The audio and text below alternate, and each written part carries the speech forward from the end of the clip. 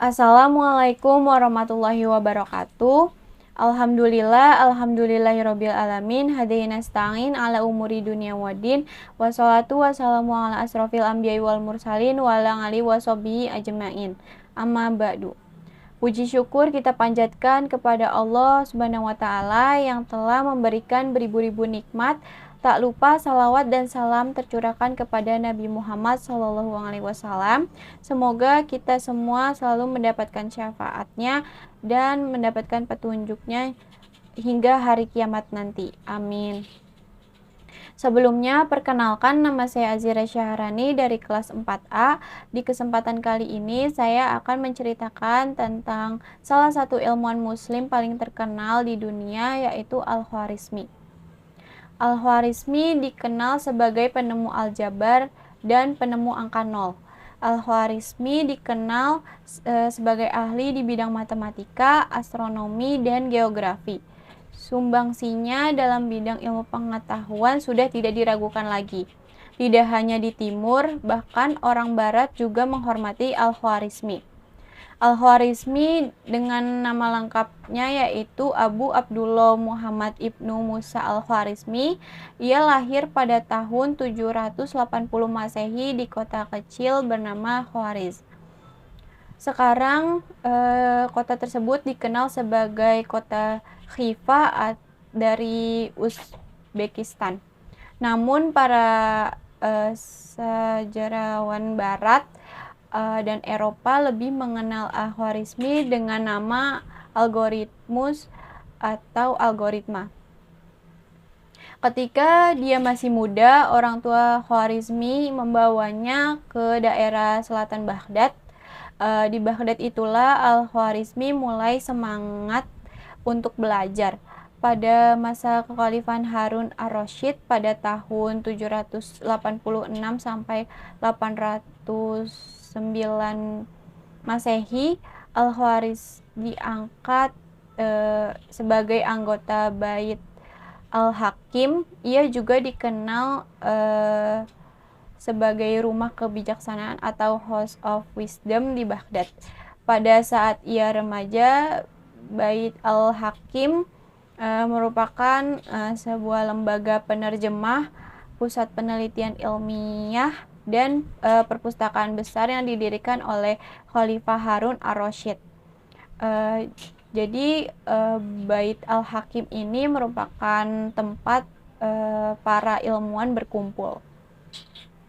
Setelah berakhirnya kekhalifahan ar-Rasyid, digantikanlah oleh Khalifah Al-Ma'mun selama 813 sampai 833 Masehi. Baghdad terus menjadi pusat perdagangan dan pengetahuan. Setelah mewarisi kecintaan terhadap ilmu pengetahuan, Khalifah Al-Ma'mun menyadari bahwa ilmu pengetahuan adalah kunci peradaban. Al-Khwarizmi telah menjadi ilmuwan sejak pengangkatan pertamanya sebagai anggota Bait Al-Hakim. Di sana ia terus belajar banyak ilmu, terutama ilmu alam dan matematika. Al-Khwarizmi terus bekerja di bidang pendidikan dan penelitian ilmiah sepanjang hidupnya. Hal inilah yang membuat ia sangat terbuka untuk sumber pengetahuan dari mana saja yang ada di dunia, termasuk Yunani, India, dan juga Roma. Kecintaan Al-Khwarizmi pada pengetahuan membawanya untuk mempelajari bahasa Sanskerta dan juga bahasa Yunani. Setelah menguasai bahasa-bahasa tersebut, Al-Khwarizmi mulai menerjemahkan beberapa buku, seperti buku India yang memuat ilmu astronomi. Ia juga menerjemahkannya ke dalam bahasa Arab. Ia kemudian menerjemahkan sebuah buku yang berisi geografi oleh ilmuwan Yunani. Berkat kemampuannya menerjemahkan buku-buku tersebut, pengetahuan dan pemikiran Al-Khwarizmi ini terutama di bidang sains semakin meningkat. Keterbukaannya untuk merangkul sains di mana-mana memungkinkan Al-Khwarizmi menciptakan banyak karya. Karya terbesarnya adalah aljabar. Dari bukunya yang berjudul Alkitab Al-Mukhtasar fi Hisab Al-Jabar wa Al-Muqabalah atau buku rangkuman perhitungan dan penyelesaian dan penyeimbangan menjadi landasan penting bagi aljabar modern. Aljabar juga merupakan materi yang dipelajari secara luas di dunia bahkan sampai saat ini. Karya ini terikat erat dengan pemikiran seorang sarjana Yunani atau sejarawan Yunani yang bernama Diopantus, di mana Al-Khawarizmi ini menemukan banyak masalah dan kesalahan yang sulit dipahami. Dari sanalah Al-Khawarizmi mulai memperbaiki dan menyempurnakan aljabar. Ia mengembangkan tabel rinci trigonometri yang mencangkup fungsi dan turunan dari sinus, kosinus, tangen, dan kotangen. Berkat penemuannya, Al-Khawarizmi ini disebut sebagai Bapak Aljabar. Hal ini juga diakui oleh para pemikir barat. Salah satunya yaitu matematikawan barat yang bernama Kranz. Dia menulis dalam bukunya yang berjudul The Social Al-Khawarizmi Algebra, di mana dia menyatakan bahwa Al-Khawarizmi ini layak mendapatkan gelar sebagai Bapak Aljabar karena perhitungannya lebih baik dibanding Diopantus. Al-Khawarizmi juga menjadi yang pertama mengajarkan aljabar dalam bentuk dasarnya.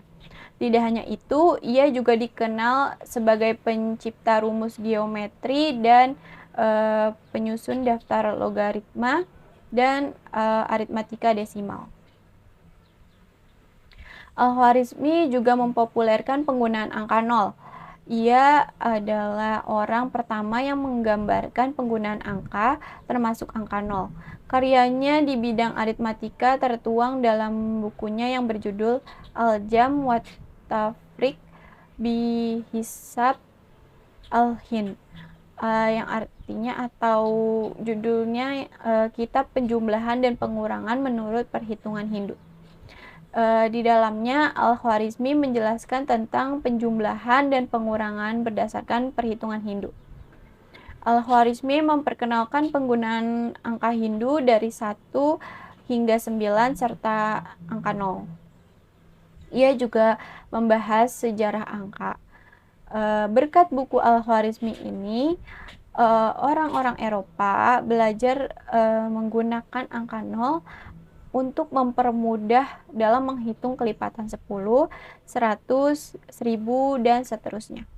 Al-Khawarizmi memperkenalkan tidak hanya aljabar, tapi juga konsep algoritma yang memiliki dampak yang sangat signifikan pada perkembangan teknologi modern, di mana algoritma sendiri merupakan ilmu matematika yang mengajarkan langkah-langkah logis dalam memecahkan masalah yang terstruktur secara sistematis, di mana algoritma juga merupakan jantung dari ilmu komputer.